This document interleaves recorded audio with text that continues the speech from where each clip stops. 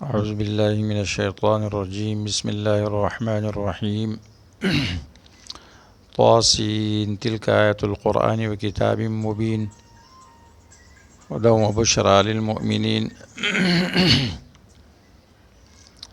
سورۃ النمل کی فوائد و لطائف کا بیان۔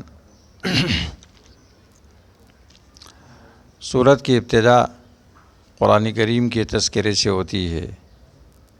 طاسین تلک آیات القرآن و کتاب مبین، اور اس میں یہ بیان کیا جاتا ہے کہ ہدی و بشریٰ للمؤمنین، یہ قرآن کریم ہدایت اور کامیابی کا راستہ ہے۔ سورت کا اختتام بھی قرآن کریم پر ہوتا ہے، اور اس میں یہ بیان کیا جاتا ہے کہ قرآن کریم ہدایت و فلاح کا ذریعہ ہے۔ وَأَنْ أَتْلُوَ الْقُرْآنَ فَمَنِ اهْتَدَىٰ فَإِنَّمَا يَهْتَدِي لِنَفْسِهِ وَمَنْ ضَلَّ فَقُلْ إِنَّمَا أَنَا مِنَ الْمُنذِرِينَ۔ 96 نمبر آیت۔ ابتدا و انتہا کی اس جوڑ میں اس بات کی وضاحت کی جاتی ہے کہ دنیا آخرت دونوں میں خیر کا ذریعہ، خیر کا سبب صرف اور صرف قرآن کریم ہے۔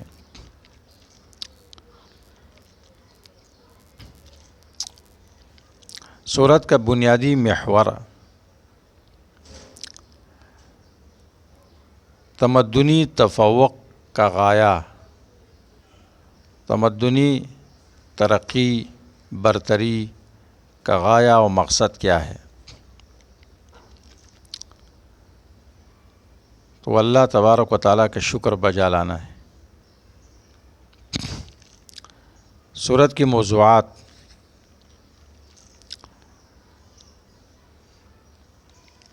تمدنی تفوق و برتری کے عناصر بیان کیے جاتے ہیں۔ نمبر 1، سب سے اونچا ہدف تمدنی ترقی اور تفوق سے سب سے اونچا ہدف کیا ہونا چاہیے؟ نعمت کا شکر بجا لانا، اور نعمت کی شکر بجا لانے کا طریقہ یہ ہے کہ اس کو رحمان کی رضا میں استعمال کیا جائے۔ 19 نمبر آیت میں اس کا بیان ہے۔ نمبر 2، علم، 16 نمبر آیت۔ نمبر 3، علمی تفوق، 44 نمبر آیت۔ نمبر 4، عسکری قوت و طاقت، 37 نمبر آیت۔ نمبر 5، امت کے ہر فرد کا ایمان مقصد اور ہدف پر ہونا چاہیے۔ امت کے ہر فرد کا ایمان ایسا ہونا چاہیے کہ وہ مقصد کو سامنے رکھے ہمیشہ۔ ہدہد کی طرح، دیکھو ہدہد پرندہ ہے، یہ بھی سلیمان علیہ السلام کی امت کا ایک فرد ہے۔ سلیمان علیہ السلام کے ارکان مملکت میں سے ایک اہم رکن ہے۔ 22 نمبر اور 26 نمبر آیت میں اس کا بیان ہے کہ پرندے تک میں اتنا احساس، ایسی ایمان کی طاقت کہ شرک دیکھ کر وہ تعجب کر رہے اور آگے سلیمان علیہ السلام کو خبر دے رہے۔ تو امت کے ہر فرد کا ایمان اس حد تک ہدف اور غائے کو مد نظر رکھتا ہو، اس حد تک پہنچا ہوا ہو۔ نمبر 6، کائنات میں اللہ کی قدرت کا بیان، 59 نمبر آیت اور 64 نمبر آیت۔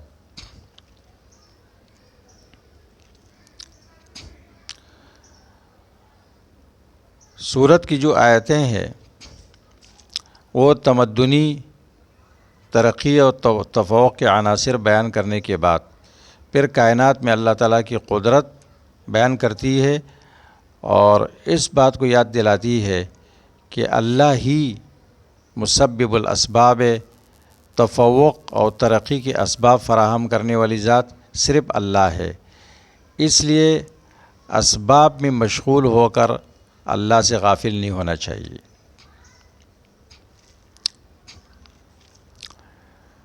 سورت میں الہ مع اللہ تکرار کے ساتھ 5 مرتبہ آیا ہے، تاکہ اس تفوق میں، تمدنی ترقی میں بندے اللہ کے لیے شریک نہ بنائے، کہ یہ صرف اللہ تبارک و تعالیٰ کی طرف سے ہے، اللہ کی ارادی سے ہوا ہے، اور اس میں مخلوق کا کوئی عمل دخل نہیں ہے۔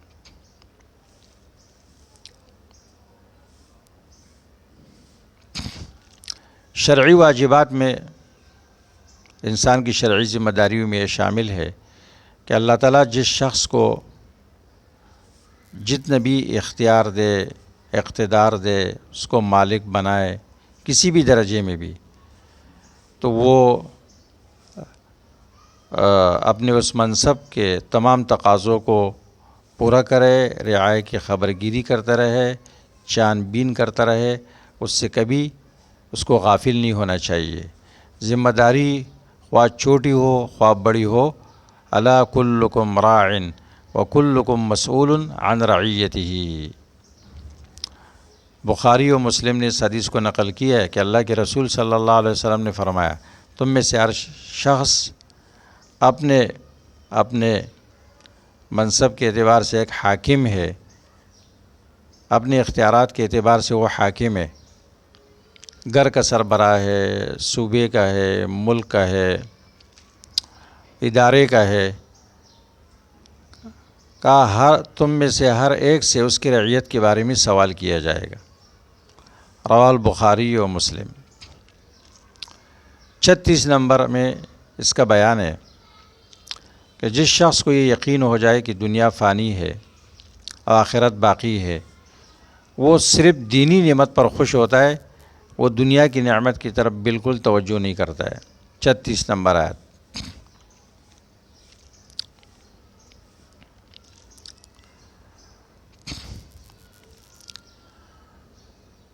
اس صورت میں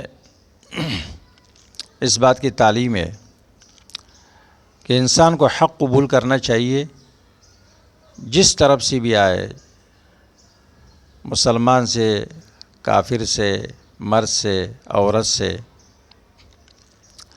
حتیٰ کہ حق کی بات اس شخص کی طرف سے آئے جو اس کی دین میں مخالف ہے، تب بھی قبول کرے۔ اور دلیل اس کی یہ ہے کہ ملکہ سبا، جس کو عام لوگ بلقیس کہتے ہیں، بلقیس اس کا نام کسی قرآن میں یا صحیح حدیث میں ثابت نہیں ہے، ملکۃ سبا، اس کے قول کو اللہ تعالیٰ نے نقل کیا اور پھر اللہ تعالیٰ نے اس کی تصدیق کی، حالانکہ وہ اس وقت کافرہ تھی۔ اس نے جب سلیمان علیہ السلام کا خط پہنچا، اس نے اپنے پارلیمنٹ کا ہنگامی اجلاس بلایا کہ میرے پاس خط آیا ہے، کیا کیا جائے؟ قوم نے کہا ہم لڑنے کے لیے تیار ہے، لیکن اس نے ایک بات کی، کہا ان الملوک اذا دخلوا قریۃ افسدوها وجعلوا اعزۃ اہلها اذلہ۔ بادشاہ لوگ جب کسی ملک میں داخل ہوتے ہیں فاتح بن کر، تو وہ اس کو ویران کر دیتے ہیں اور اس کی عزت مند اہل کو ذلیل کر دیتے ہیں۔ تو اللہ تبارک و تعالیٰ نے فرمایا وَكَذَلِكَ يَفْعَلُونَ، ہاں اس طرح وہ کرتے ہیں، یہ عورت صحیح کہہ رہی ہے۔ وَكَذَلِكَ يَفْعَلُونَ یہ اللہ کا کلام ہے۔ تو ابن کثیر رحمہ اللہ فرماتے ہیں کہ اللہ نے اس عورت کی تصدیق کی کہ یہ صحیح کہہ رہی ہے، فاتحین اکثر اس طرح کرتے ہیں۔ یہ صرف مسلمان فاتحین کا امتیاز رہا ہے کہ انہوں نے کبھی ظلم نہیں کیا، اور اس کے مقابلے میں صلیبی جنگوں والوں نے کتنے مظالم کیے۔ مسلمانوں نے تو کفار کے عورتوں کو آنکھ اٹھا کے نہیں دیکھا، صحابہ اکرام نے، اس کے بعد ان کی سیرت پر چلنے والے لوگوں نے کہا بوڑھے کو قتل نہیں کرو، عورت کو قتل نہیں کرو، جو عبادت میں مصروف ہے، راہب ہے، بچہ ہے، اور اس طرح املاک کو نقصان نہیں پہنچاؤ. یہ صرف مسلمان فاتحین کو خصوصیت رہی ہے. اور عام طور پر ملوک کیا کرتے ہیں؟ تباہی مچاتے ہیں. وَكَذَلِكَ يَفْعَلُونَ. تو اللہ نے فرمایا ہاں اسی طرح وہ کرتے ہیں. کذالک استمرار کے لیے آتے ہیں، ان کا طریقہ یہ ہوتا ہے. ابن کثیر نے لکھا ہے.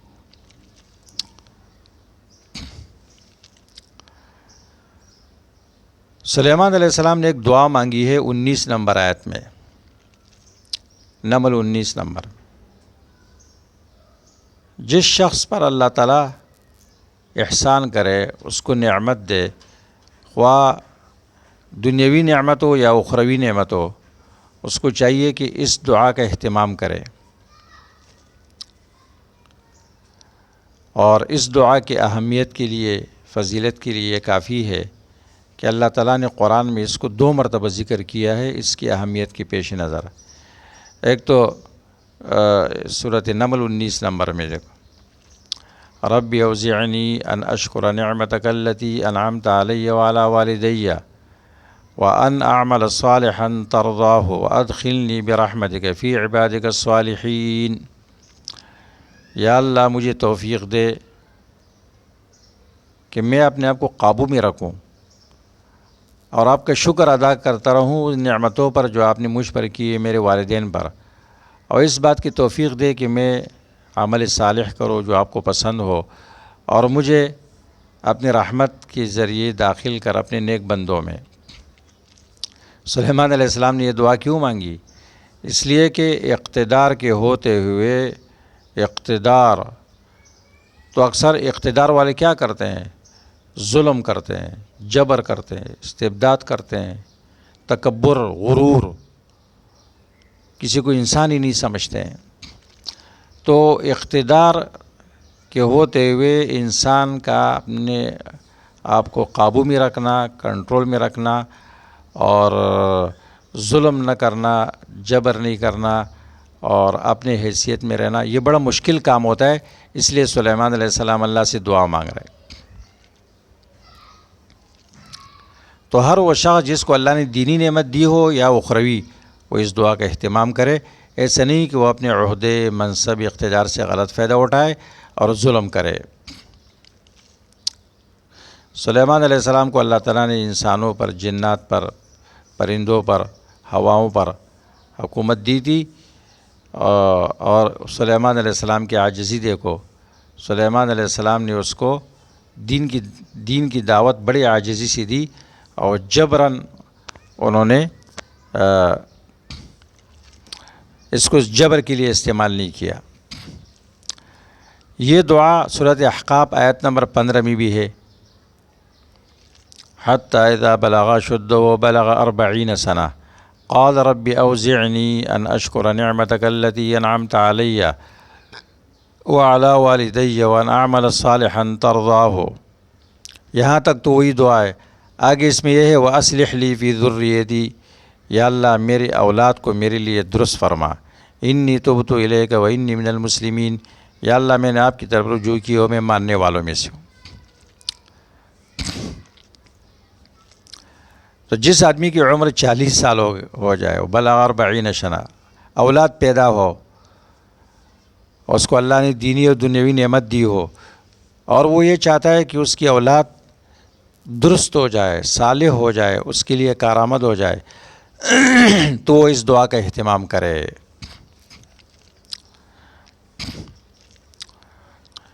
اس طرح سورۃ نمل میں اللہ تعالیٰ نے سلیمان علیہ السلام کے قصے میں جو ان کا طرز عمل ذکر کیا وہ یہ ہے، اللہ تعالیٰ نے دونوں کو بادشاہی دی تھی، باپ بیٹے دونوں کو، لیکن جس خاص نعمت کا اللہ تذکرہ کر رہے ہیں وہ علم کی نعمت ہے. وَلَقَدْ آتَيْنَا دَاوُودَ وَسُلَيْمَانَ عِلْمًا. یقیناً ہم نے دی داؤد علیہ السلام اور سلیمان علیہ السلام کو علم. علم اللہ کی بہت بڑی نعمت ہے. اللہ کی بادشاہی بھی اللہ نے دی تھی. تو وہ دونوں علم پر اللہ کا شکر ادا کر رہے ہیں. قال الحمد للہ الذی فضلنا علی کثیر من عبادہ المؤمنین. علم مل جائے الحمد للہ کہنا چاہیے، اور علم فضیلت کی چیز ہے. کہا ہم اس اللہ کا شکر ادا کرتے ہیں جس نے علم کے ذریعے ہمیں بہت سارے مومن بندوں پر فضیلت دی.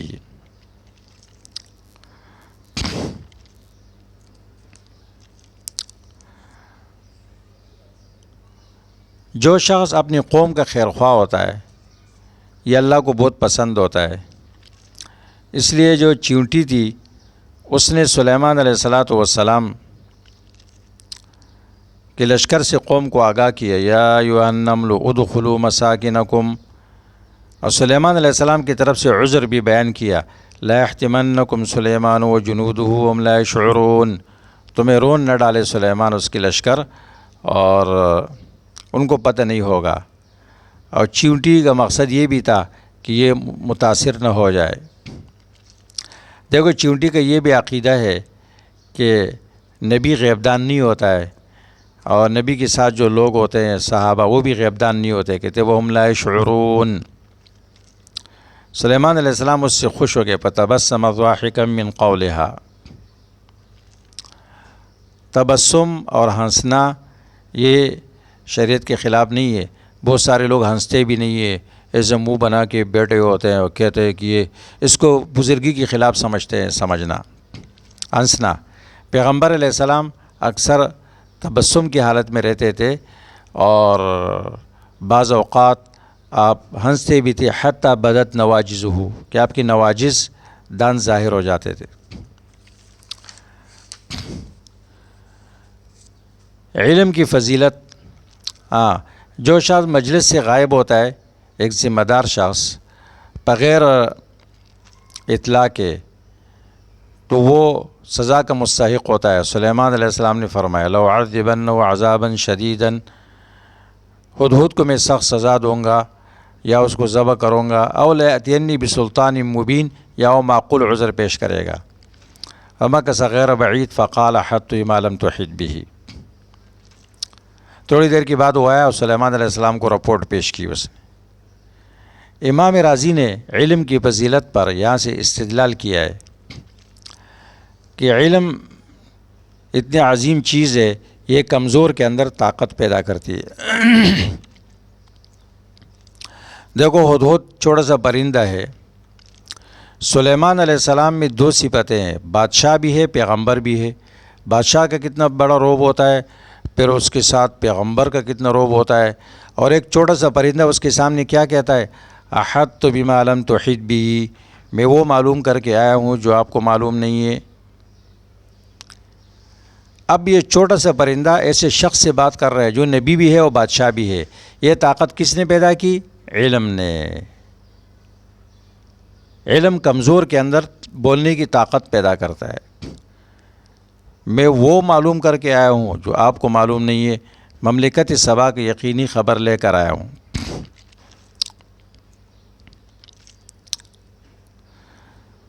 اور دیکھو ہدہد کا بھی یہ عقیدہ ہے کہ نبی غیبدان نہیں ہوتا ہے، اور نہ کہتے ہیں نہیں حضرت کو تو پہلے سے معلوم ہے، حضرت کو تو پہلے سے معلوم.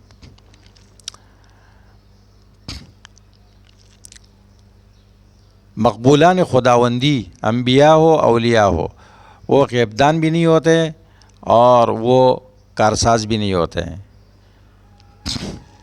بعض پیروں کی مرید وہ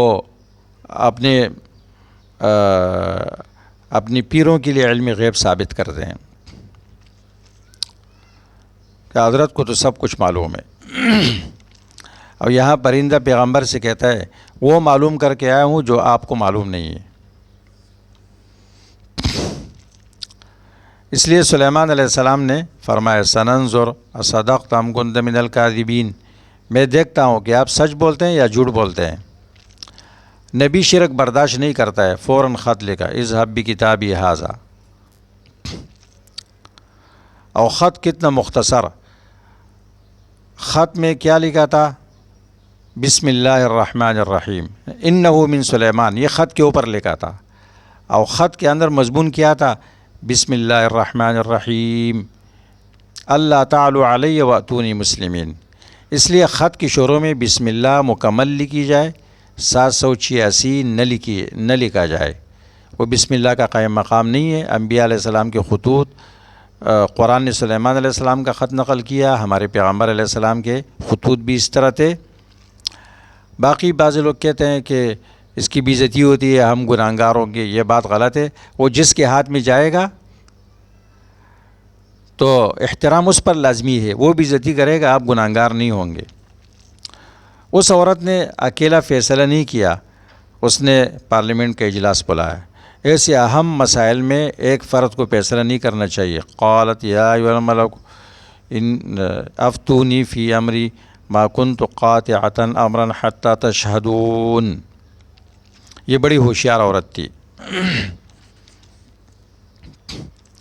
سلیمان علیہ السلام کا معجزہ سلیمان علیہ السلام کو اس عورت نے ہدیہ بھیجا، سلیمان علیہ السلام نے قبول نہیں کیا۔ مقصد کیا تھا؟ مجھے تمہارا ایمان مقصود ہے، مال مقصود نہیں ہے۔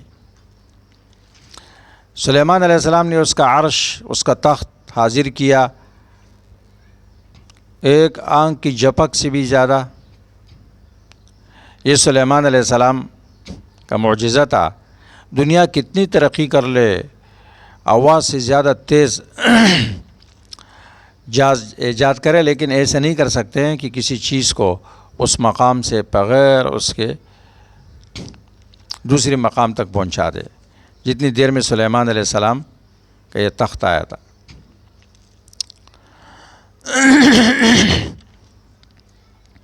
سلیمان علیہ السلام نے اس کا امتحان لیا اور اس کے تخت کا ماڈل تبدیل کیا۔ نکروا لہا عرشہا، یہ پہچانتی ہے یا نہیں؟ تو بڑی ہوشیار عورت ثابت ہو گئی تھی۔ اب سوال پیدا ہوتا ہے کتنی ہوشیار تھی، اس نے معبود کو کیوں نہیں پہچانا؟ تو قرآن کریم جواب دیتا ہے وَصَدَّهَا مَا كَانَتْ تَعْبُدُ مِن دُونِ اللَّهِ إِنَّهَا كَانَتْ مِن قَوْمٍ كَافِرِينَ۔ وہ کافر کفر کے ماحول میں پیدا ہوئی تھی، اور ماحول کا بڑا اثر ہوتا ہے انسان کے اوپر، تو اس وجہ سے اس نے صحیح معبود کو نہیں پہچانا، عقل نے کام نہیں کیا تھا۔ کافر قوم میں پیدا ہوئی تھی، اس میں بڑی ہوئی تھی، اس میں رہ رہی تھی، ماحول خراب تھا، اس لیے معبود کو نہیں پہچانا۔ پھر یہ مسلمان ہو گئی۔ پھر سلیمان علیہ السلام کے ساتھ شادی ہوئی یا نہیں ہوئی، اس بات کا کوئی قرآن میں ذکر نہیں ہے، اور بعضی تفسیروں میں جو یہ لکھا ہوا ہے کہ سلیمان علیہ السلام نے اس سے کہا پردہ کرو، ادخل الصرح، اور سلیمان علیہ السلام نے ایک تالاب کے اوپر شیشہ بچھایا تھا، نیچے مچھلیاں چھوڑ دی تھی، تو اس نے پینچے چڑھائے۔ سلیمان علیہ السلام ان کو بتانا چاہ رہے تھے کہ اس طرح آپ نے غلطی کی معبود پہچاننے میں بھی۔ تو تفسیروں میں کیا لکھا ہوا ہے؟ سلیمان علیہ السلام کو جنہوں نے کہا تھا کہ اس کی پنڈلیوں پر بال ہے، تو وہ پنڈلیاں دیکھنا چاہ رہے تھے، نعوذ باللہ، اور پھر جنہوں نے بال سپا پاؤڈر ایجاد کیے۔ یہ سب وہ باتیں ہیں جو بعض مفسرین نے لکھی ہے، اسرائیلیات ہے۔ دیکھو مفسر قرآن معصوم ہے، مفسر معصوم نہیں ہے۔ قرآن معصوم ہے، مفسر معصوم نہیں ہے۔ بعض لوگ مفسر کو بھی قرآن کی طرح معصوم سمجھتا ہے۔